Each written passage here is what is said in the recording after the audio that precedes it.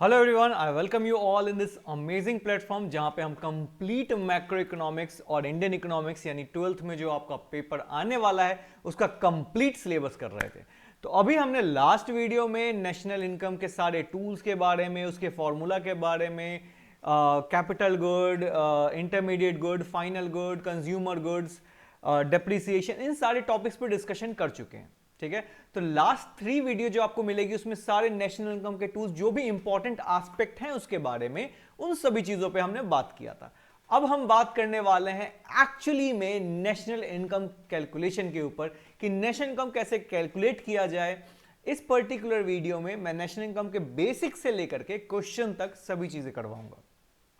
ध्यान देना, आप नेशनल इनकम का पहले हमें कंसेप्ट को पढ़ना है, फिर कंसेप्ट के पढ़ने के बाद उसके प्रिकॉशंस आते हैं, उसके अगर कोई प्रॉब्लम्स हैं वो आते हैं, देन उसके बाद हम आते हैं उसके क्वेश्चंस पे। तो ये वीडियो जो पूरा नेशनल इनकम का टॉपिक है ये 3 पार्ट में होने वाला है। पहला पार्ट जिसमें हम वैल्यू एडेड मेथड को पढ़ेंगे, दूसरे में इनकम मेथड को और तीसरे में एक्सपेंडिचर मेथड को। ठीक है, आइए शुरू करते हैं आज का वीडियो। नाउ आज जो हम करने वाले हैं method of calculating national income, तो हम जानते हैं 3 मेथड होता है। पहला होता है वैल्यू एडेड मेथड जिसको आज हम करेंगे, फिर नेक्स्ट वीडियो में हम करेंगे पार्ट 2 में income method and then part 3 में करेंगे हम एक्सपेंडिचर मेथड। क्या क्या हम इसके अंदर डिस्कस करने वाले हैं ये भी बात कर लेते हैं। इसके अंदर हम पहले पढ़ेंगे इसके बेसिक्स को कि क्या बेसिक है, कैसे फॉर्मूला जनरेट होता है, कैसे हम इसको एग्जाम में अप्लाई कर सकते हैं। देन बेसिक के बाद हम आ जाएंगे इसके प्रिकॉशंस पे। Precautions while calculating national income, क्या प्रिकॉशंस, क्या मेजर्स लेने हैं। अच्छा, ये भी सीबीएसई में डायरेक्ट क्वेश्चन बन जाता है कि what are the precautions of value added method, या what are the precaution we should take while calculating national income. National income निकालते हुए आपको कौन कौन से प्रिकॉशंस का ख्याल रखना है। ओके, उसके बाद हम करेंगे इसमें प्रॉब्लम ऑफ डबल काउंटिंग होता है वो करेंगे आज हम, डबल काउंटिंग का प्रॉब्लम। एंड देन उसके बाद हम एक न्यूमेरिकल क्वेश्चन भी करेंगे। हालांकि न्यूमेरिकल अभी जो होगा वो बेसिक रिलेटेड होगा, लेकिन हाँ लेटर ऑन वीडियो में हम काफी एडवांस लेवल के भी हम करते जाएंगे। ठीक है, चलिए ये रहा आज का पूरा कंसेप्ट जो हम पढ़ने वाले हैं। चलिए शुरू करते हैं value added method. Value added method से शुरू करते हैं। क्या है वैल्यू एडेड मेथड? देखो, वैल्यू एडेड होता क्या है समझते हैं। वैल्यू एडेड किसी भी चीज की वैल्यू को बढ़ा देने को हम वैल्यू एडेड कहते हैं। जैसे मेरे पास ये पेन है, मैंने ये पेन खरीदा 10 रुपए में और इसको आगे जाके बेच दिया 20 रुपए में, तो मैंने कितना वैल्यू ऐड कर दिया सर? 10 रुपए ऐड कर दिया। समझना, मैंने इसको परचेज किया था 10 रुपए में और सेल कर दिया है 20 रुपए में, तो मैंने कितना वैल्यू ऐड कर दिया? 10 रुपए वैल्यू ऐड कर दिया। बिल्कुल simple sir, value added means to add some value is value added. तो सर मैंने 10 रुपए का पेन खरीद के 20 में बेच दिया तो 10 रुपए मैंने वैल्यू ऐड कर दिया। यही है वैल्यू एडेड। कैसे, आइए समझते हैं इसको अप्लाई कैसे करना है। देखो, value added is equal to value of output minus intermediate consumption. Intermediate consumption क्या है? Purchase value. Value of output क्या है? Sale value. ठीक है, अब सेल में से परचेज को लेस करेंगे तो वैल्यू एडेड आ जाएगा ना। जैसे सर अभी आपने बोला था एक पेन आपने खरीदा 10 रुपए का और इस बारी मानते हैं उसको बेचा आपने 25 रुपए में। ठीक है, ये था परचेज वैल्यू, ये है सेल वैल्यू। अब मुझे निकालना है वैल्यू एडेड, तो चलो इस फॉर्मूले पे डालते हैं। तो वैल्यू एडेड क्या है? अभी x है, सेल कितना किया हमने? 25 रुपए में, तो 25 माइनस 10, यानी हमने कितना वैल्यू ऐड कर दिया सर? हमने 15 रुपए वैल्यू ऐड कर दिया।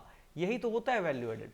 Value added is equal to value of output minus intermediate consumption. Value of output क्या है? Sale value. इंटरमीडिएट कंजम्पशन क्या है? Purchase value. तो सेल में से परचेज को लेस करेंगे तो वैल्यू एडेड आ जाएगा। ठीक है, बस इतना सिंपल सा कंसेप्ट है। तो वैल्यू एडेड किसी भी चीज की वैल्यू को बढ़ा देना, जो हम वैल्यू बढ़ाते हैं उसी को हम वैल्यू एडेड बोलते हैं। ठीक है, अब जैसे वैल्यू ऑफ आउटपुट को अलग अलग नेम से भी दिया जाता है। वैल्यू ऑफ आउटपुट को हम बोलते हैं बेसिकली सेल, जो मैंने आपको पहले ही बता दिया। इसको हम सेल बोलते हैं कि इंटायर ईयर में जो आपने सामान बेचा है यही वैल्यू एडेड कहलाता है। अब क्वेश्चन में कहीं हो सकता है कुछ अलग टाइप से भी दे, तो समझ लेते हैं। Value of output sale plus ये चेंज इन स्टॉक है। Change in stock. अगर मान लो आपके पेपर में क्वेश्चन दे दिया सेल भी लिखा हुआ है और चेंज इन स्टॉक भी लिखा हुआ है, ठीक है, सेल भी लिखा है और चेंज इन स्टॉक, तो दोनों को ऐड कर देंगे, ठीक है। वैल्यू ऑफ आउटपुट क्या है, सेल भी लिखा हुआ है आपके पेपर में, मैं थोड़ा सा रब कर दे रहा हूं, देखिए आपके पेपर में अगर वैल्यू ऑफ आउटपुट या तो सीधे सेल लिखा है तो हम सेल ले लेंगे, टोटल सेल, ठीक है, ये आपका वैल्यू ऑफ आउटपुट का काम करेगा। अगर आपके पेपर में लिखा है सिर्फ चेंज इन स्टॉक तो हम सिर्फ चेंज इन स्टॉक को ले लेंगे, ये भी वैल्यू ऑफ आउटपुट का काम करेगा।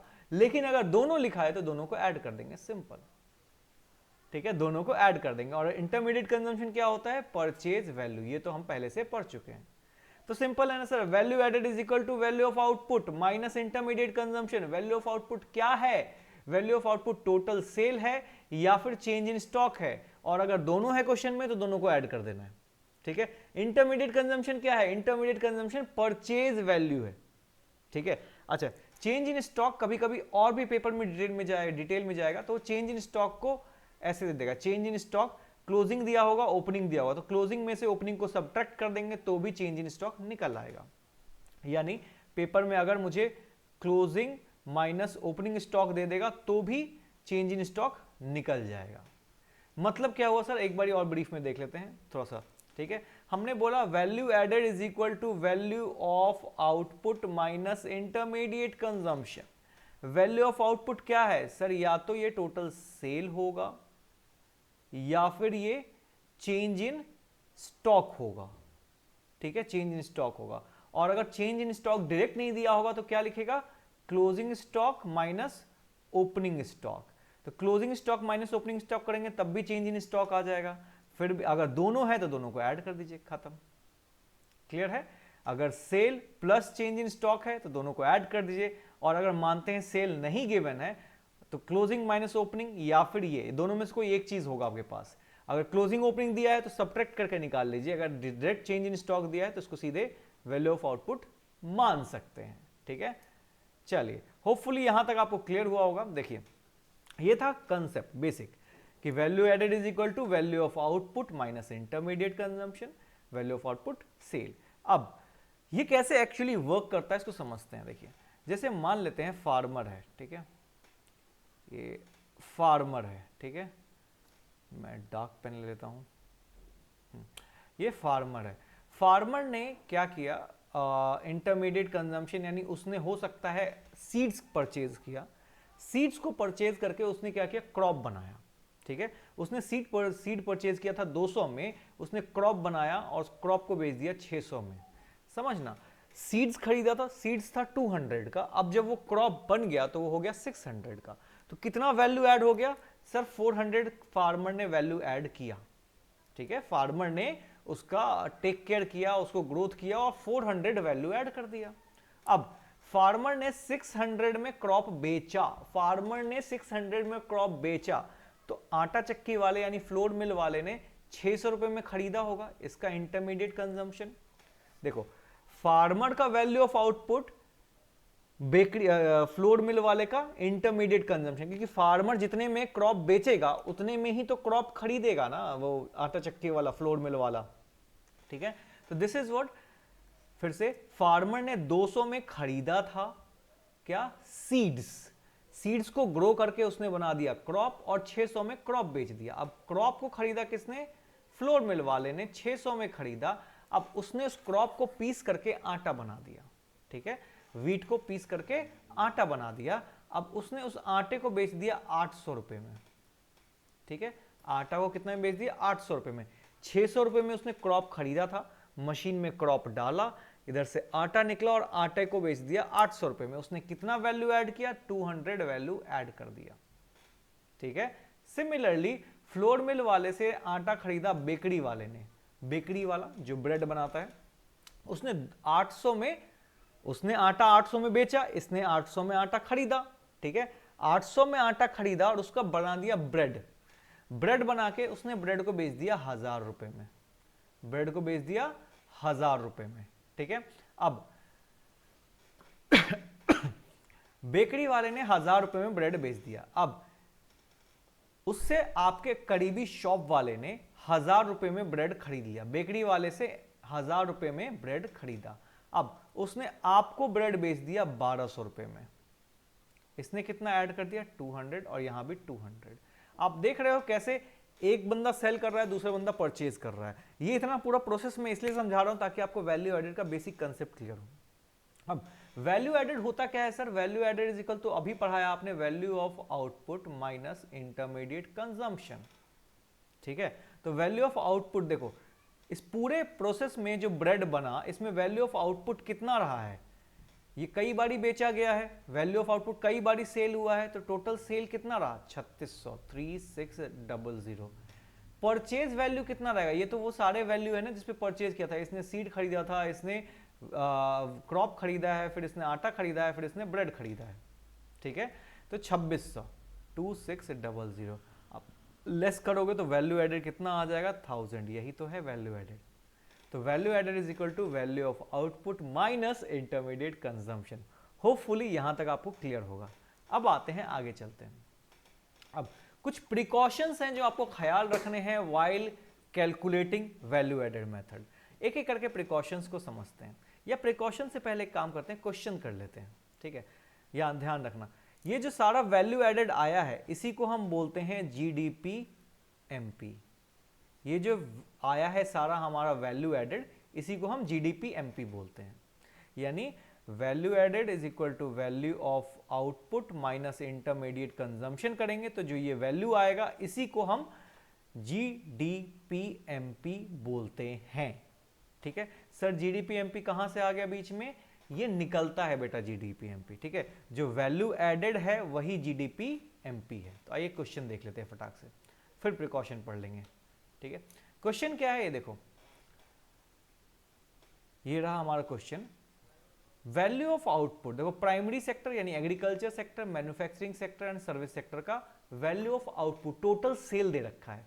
ठीक है, तो ये सेल दे रखा है। फिर दिया है इंटरमीडिएट कंजम्पशन यानी परचेज वैल्यू दे रखा है प्राइमरी, सेकेंडरी और टर्शियरी का। ठीक है, अब सर हमें पता है ना value added is equal to क्या होता है? Value of output minus intermediate consumption. Value of output क्या है? इन तीनों सेक्टर का जोड़ दो, इन तीनों सेक्टर का कितना हो गया? 1300 माइनस 1300 में तो सेल किया है ना, ये सेल वैल्यू है। परचेज वैल्यू क्या है? 550। तो ये कितना आ गया सर? 750। ये क्या आया? ये आया, या तो आप बोलोगे वैल्यू एडेड आया या फिर जीडीपी एमपी आया। अभी बात किया था मैंने, ये क्या है? GDP MP. ठीक है, अब हमें लेकिन बोला क्या गया? नेशनल इनकम निकालने के लिए। देखो ग्रॉस, दो चीजें बोला था निकालने के लिए, समझना। Gross value added at market price, तो ये तो यही हो गया 750। आपका आंसर एक तो आ गया, 1 नंबर, ए नंबर आंसर आ गया, कितना है? 750।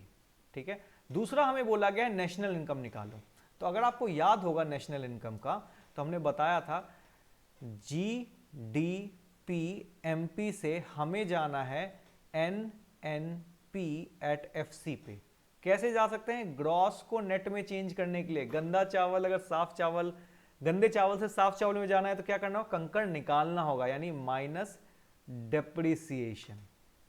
डोमेस्टिक से नेशनल पे जाना है, डोमेस्टिक से नेशनल पे जाना है। डोमेस्टिक छोटा होता है, नेशनल बड़ा होता है, छोटे से बड़े पे जाएंगे, प्लस NFIA। देखो जी को एन में चेंज किए तो माइनस डेप्रिसिएशन। ठीक है, मैं एक ही जगह लिख देता हूं। हमारे पास जी था, जी को एन में चेंज करने के लिए माइनस डेप्रिसिएशन। डोमेस्टिक, डोमेस्टिक को नेशनल में बदलना है तो प्लस NFIA। और यहां एमपी है, पीपी तो दोनों में सेम है, एमपी है और एफसी है। मार्केट प्राइस से फैक्ट्री जाएंगे, मार्केट से जब फैक्ट्री जा रहे होते हैं तो मोदी साहब को गिराना होगा, तो माइनस NIT। ठीक है, माइनस NIT। NIT मतलब क्या होता है? Tax and subsidy. देखो अगर क्वेश्चन में होगा तो मैं वो भी करके आपको दिखाऊंगा। ठीक है, तो अब देखो हमारे पास जीडीपी आ गया 750। मैं थोड़ा सा ऊपर क्लीन करता हूं आपके लिए। आपके पास बहुत अच्छा एक टूल है जिसको हम रिवाइंड बटन बोलते हैं। अगर आपको कुछ भी लिखना हो या समझना हो तो आप रिवाइंड कर सकते हो। तो सर जीडीपी एमपी तो आ गया था ना 750? हाँ आ गया था। अब जीडीपी से एनएनपी एट एफसी यानी नेशनल इनकम पे जाने के लिए हमें ये 3 चीज करना पड़ेगा, माइनस डेप्रिसिएशन। तो चलो माइनस डेप्रिसिएशन करते हैं। क्या होगा माइनस डेप्रिसिएशन? माइनस डेप्रिसिएशन कहाँ गिवन है? Consumption of fix capital. अगर आपने फर्स्ट वीडियो देखा तो आपको पता होगा कंजम्पशन ऑफ फिक्स कैपिटल का मतलब ही डेप्रिसिएशन होता है। कितना है? 80 रुपए, तो minus 80 plus NFIA net factor income from abroad. अब देखो net factor income from abroad का मतलब क्या होता है? अब्रॉड से पैसा आया है, ठीक है, अब्रॉड से पैसा आया है। हमेशा जो पैसा आता है देखो दो होता है, फ्रॉम अब्रॉड और टू अब्रॉड। जो देश में पैसा आया है हम मान के चलते हैं वो हमेशा ज्यादा होता है उससे जो हमें पे करना है। लाइक हमें 500,000 रुपए दूसरे देश से पैसा आया है, फ्रॉम अब्रॉड हुआ है, और 500 रुपए हमने उनको पे किया क्योंकि उनके लोगों ने भी तो यहां कमाया होगा। हमारे लोग फॉरेन्स में कमा के जो पैसा लेके आए वो 1000 रुपए है, बट यहां भी तो कुछ लोग लगा कमा के ले गए होंगे अपने कंट्री, वो 500 है।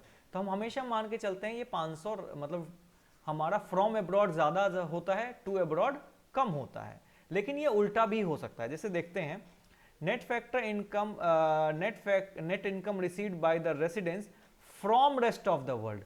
तो फ्रॉम कितना गिवन है? 10, और हमने पे कितना किया है? 20। ओह सर उल्टा हो गया। देखो कैसे उल्टा हो गया समझना। हमने फ्रॉम यानी देश में कितना पैसा आया है अब्रॉड से? 10 रुपए आया है, गया कितना है? 20 रुपए। तो फ्रॉम में से 2 को अगर माइनस करेंगे, फ्रॉम में से 2 को माइनस करेंगे तो माइनस, यानी देश 10 रुपए के उधार में है। समझ में आ रहा है? यानी आपको 10 रुपए मिले हैं और बदले में 20 रुपए देने पड़ गए, तो आप 10 रुपए के उधार में हो ना। फ्रॉम में 10 रुपए आया है, 2 में 20 रुपए चला गया है, तो क्या हो गया? आप 10 रुपए के उधार में हो गए। तो यहां पे -10, तो प्लस NFIA क्या हो जाएगा? -10, ठीक है। प्लस NFIA होना चाहिए था। आप चाहो तो ऐसे भी लिख सकते हो प्लस NFIA, तो मैं यहां प्लस लिख देता हूं, प्लस माइनस, हालांकि माइनस ही हो जाएगा, ठीक है। प्लस NFIA, माइनस डेप्रिसिएशन था तो -80, प्लस NFIA तो प्लस NFIA -10, ठीक है। NIT नेट इनडायरेक्ट टैक्स कहां है हमारे पास? देखो अच्छा यहां पे टैक्स और सब्सिडी भी अलग किया, बहुत बेहतरीन क्वेश्चन। टैक्स क्या है? देखो हमने टैक्स कलेक्ट किया है 50 रुपए, ठीक है, तो हम कर देंगे टैक्स 50 रुपए, ठीक है, प्लस इनडायरेक्ट टैक्स लिख देता हूं मैं, इनडायरेक्ट टैक्स। टैक्स कितना कलेक्ट किया सरकार ने? 50 रुपए कलेक्ट किया। सब्सिडी कितना बांट दिया? सब्सिडी सर 20 रुपए बांट दिया। देखो NIT का मतलब क्या होता है? NIT means tax minus subsidy. NIT का बेसिक मतलब ये होता है, आप चाहो तो यहां पे सीधे लिख सकते हो। NIT मतलब क्या होता है? Tax minus subsidy. टैक्स का रूप में कितना पैसा आया था सर? 50 रुपए आया था। सब्सिडी कितना गया? 20। 50 माइनस 20 यानी NIT कितना है? 30। क्लियर है? NIT मतलब क्या होता है? Tax minus subsidy. मैं फिर से लिखता हूं अगर किसी को क्लियर नहीं हुआ है तो। देखो NIT नेट इनडायरेक्ट टैक्स का मतलब होता है टैक्स माइनस सब्सिडी। सरकार ने जितना भी टैक्स बटोरा है और जितना भी सब्सिडी बांटा है उन दोनों का डिफरेंस होता है नेट इनडायरेक्ट टैक्स। तो सरकार ने 50 रुपए टैक्स कलेक्ट किया है जिसमें से 20 रुपए सब्सिडी बांट दिया, तो सरकार के पास कितना बचा है? 30 रुपए, ठीक है, 30 रुपए। तो माइनस NIT कितना है? -30, ठीक है। अब देखो यहां पे प्लस माइनस माइनस ही रह जाएगा, तो 750 में से अगर हम इसको माइनस करें तो कितना हो जाएगा? देखो हाँ देखो ये कितना, 80 माइनस करना है, 80 और 110 120, यानी 750 में से 120 लेस कर दें तो आ जाएगा, तो कितना आ जाएगा? 630। तो ये आ गया हमारा NNP एट FC, जिसको कि हम बोलते हैं नेशनल इनकम 630। क्लियर है? अगर कोई भी डाउट है तो आप वापस देख लो, कुछ नहीं किया है मैंने, सिर्फ GDP MP हमें आ गया था 750, यहां से मैंने minus depreciation plus NFIA minus NIT किया और ये हमारा निकल गया NNP एट FC 630। बस इसमें बहुत सारे कंसेप्ट, हिडन कंसेप्ट थे जो आपको सीखने को मिला, जैसे फ्रॉम अब्रॉड और टू अब्रॉड का कंसेप्ट क्या होता है। फ्रॉम मतलब पैसा आया है, टू मतलब पैसा गया है। अगर फ्रॉम कम है, पैसा जो मिला है वो कम है और जो दिया है वो ज्यादा है, तो आप उधार में हो, ठीक है। और अगर उल्टा है, यहां 20 होता यहां 10 होता, तो हम प्रॉफिट में 10 में होते, ठीक है। चलिए, होपफुली ये क्वेश्चन समझ में आया होगा आपको। अब हम पढ़ लेते हैं इसके प्रिकॉशंस को। जब आप नेशनल इनकम कैलकुलेट कर रहे होगे वैल्यू एडेड मेथड से, तो कुछ बातें हैं जो आपको ध्यान रखनी पड़ेंगी, और ये डायरेक्ट क्वेश्चन भी आ जाता है, तो बहुत अच्छे से ध्यान रखना। Sale and purchase of second hand goods are not include. समझना, नेशनल इनकम में जब हम वैल्यू एडेड से निकाल रहे होंगे, कोई सामान जो पहले बिक चुका है दोबारा बिक रहा है, second hand, third hand, fourth hand item अगर कुछ बिक रहा है, तो कभी भी नेशनल इनकम में इंक्लूड नहीं होता है, ठीक है। सेकेंड हैंड प्रोडक्ट, जैसे मैंने ये फोन खरीदा, ठीक है, अब ये फोन लिया, मैंने ये फोन लिया होगा, तो नेशनल इनकम में लेट्स सपोज मैंने ये फोन लिया 20,000 रुपए का, तो 20,000 रुपए ऐड हो गया ना, 2010 की बात है, मान लो 20,000 ऐड हो गया। अब मैंने इसको 2012 में फिर से बेच दिया, मान लो मैंने इसको 10,000 में बेच दिया। अगर ये भी ऐड कर लिया जाए तो फोन का टोटल एक ही कॉमोडिटी का 30,000 रुपए ऐड हो गया ना, जबकि ये फोन कितने का था, 20,000 का ही तो था, ठीक है। इसी के लिए सेकेंड हैंड प्रोडक्ट को ऐड नहीं करते हैं, ताकि जो इसका एक्चुअल वैल्यू है वही रहे, ठीक है। तो sale and purchase of second hand item is not included in national income. Commission earn, लेकिन अगर सेल एंड परचेज से कमीशन अर्न किया गया है तो वो होगा। जैसे इस फोन को बेचने में कैशिफाई कंपनी है, उसने मानते हैं मेरे से 200 रुपए ले लिए, या फिर मान लो 1,000 रुपए ले लिए, ठीक है।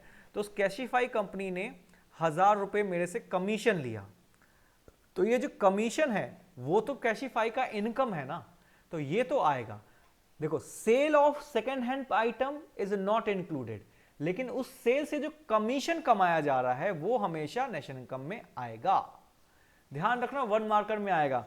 Sale and purchase of second hand item नहीं आता है नेशनल इनकम में, लेकिन सेल एंड परचेज करने में जो बार बार हमें जो दलाली या फिर कमीशन पे करना पड़ता है वो आता है नेशनल इनकम में, ठीक है। इस फोन को बेचने के लिए कैशिफाई को मैंने 1,000 रुपए पे किया, वो उसका इनकम है, वो आएगा नेशनल इनकम में, लेकिन इस फोन को जो मैंने बेचा उसकी वैल्यू नहीं आएगी, ठीक है।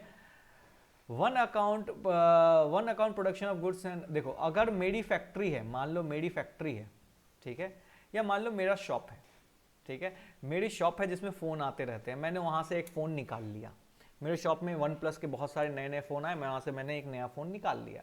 अब क्या ये नेशनल इनकम में आएगा सर? बिल्कुल आएगा ना। मैंने फ़ोन निकाल लिया, बट मेरे पिताजी ने तो खरीदा होगा ना शॉप में रखने के लिए, या मेरे भाई का है तो उसने खरीदा होगा ना। तो बेसिकली अगर आप अपने पर्सनल यूज़ के लिए भी कोई चीज़ निकाल लेते हो, ड्राइंग कर लेते हो, तो भी वो नेशनल इनकम में आता है। Own account production of goods and the producing unit into account taken into account while estimating the added value added, यानी वैल्यू एडेड निकालते हुए अगर आपने अपना ही सामान दुकान से निकाल लिया है या खुद ही बना के कुछ सामान निकाल लिया है तो भी नेशनल इनकम में आएगा, क्योंकि अगर मैंने शॉप से फोन नहीं निकाला होता तो कहीं तो वो बिक रहा होता ना, उसकी कुछ तो वैल्यू है मार्केट में। हाँ बिल्कुल है सर। दूसरा, imputed value of self consumption. अब जैसे देखो सेल्फ कंजम्पशन, मैंने क्या किया, अपने गार्डन में टमाटर आलू प्याज उगाना शुरू कर दिया, तो क्या सर उसका वैल्यू नेशनल इनकम में आना चाहिए क्या? बिल्कुल आएगा। सोचो, अब बोलोगे सर मैं अपने बगीचे में उगा रहा हूं, सरकार को क्या पता, वो कैसे डालेगा नेशनल इनकम में? ये अभी आपका कंसर्न नहीं है। अगर आप कोई चीज प्रोड्यूस कर रहे हो जिसका मार्केट वैल्यू है, अगर आप खुद के लिए भी निकालोगे तो उसका वैल्यू नेशनल इनकम में इंक्लूड होगा, ठीक है। यहां पे मैं चाहे मैं मैन्युफैक्चरिंग करूं, चाहे मैं सर्विस सेक्टर से कहीं से अपने दुकान से फोन उठा लूं, तब भी उसका नेशनल इनकम में आएगा, ठीक है। Value added of intermediate good, ये तो हम पहले ही पढ़ चुके हैं। इंटरमीडिएट गुड कभी भी नेशनल इनकम में नहीं आता है, हमेशा फाइनल गुड आता है, फाइनल गुड्स आता है हमारे नेशनल इनकम में। तो ये 5 प्रिकॉशंस थे। कौन कौन से थे, जल्दी से एक बार रिवाइज करते हैं। Sale and purchase of second hand item नहीं आता है, commission earned on the sale of second hand item आता है, ओन अकाउंट, अगर खुद के यूज के लिए अगर हमने कोई प्रोडक्ट निकाल लिया है अपने दुकान से तो आएगा, खुद के लिए मैन्युफैक्चर किया है तो भी आएगा, या प्रोड्यूस किया है तो भी आएगा। इंटरमीडिएट गुड नहीं आता है, फाइनल गुड आता है। ये 5 प्रिकॉशंस हैं, ठीक है। अब चलते हैं, एक है वैल्यू एडेड में एक बड़ी प्रॉब्लम है, problem of double counting. Double counting का प्रॉब्लम क्या होता है, यही जो मैं पहले आपको बात कर रहा था, एक ही चीज की वैल्यू 2-3 बार ऐड हो जाने को हम बोलते हैं प्रॉब्लम ऑफ डबल काउंटिंग, ठीक है।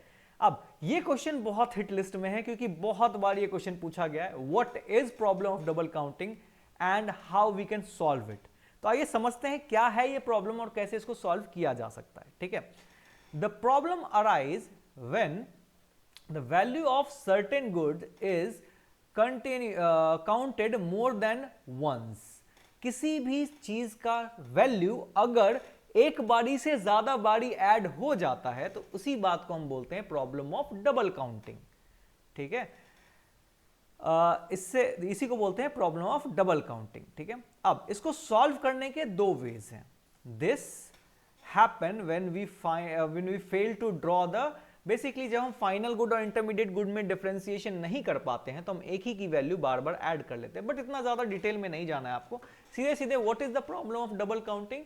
तो when the value of certain good is added more than once, एक बारी से ज्यादा अगर किसी की वैल्यू ऐड हो जा रही है तो वो डबल काउंटिंग का प्रॉब्लम है, ठीक है। एक ही समान की वैल्यू 2 बारी ऐड हो जाना, ठीक है। अब इसको अवॉइड कैसे किया जा सकता है, ठीक है।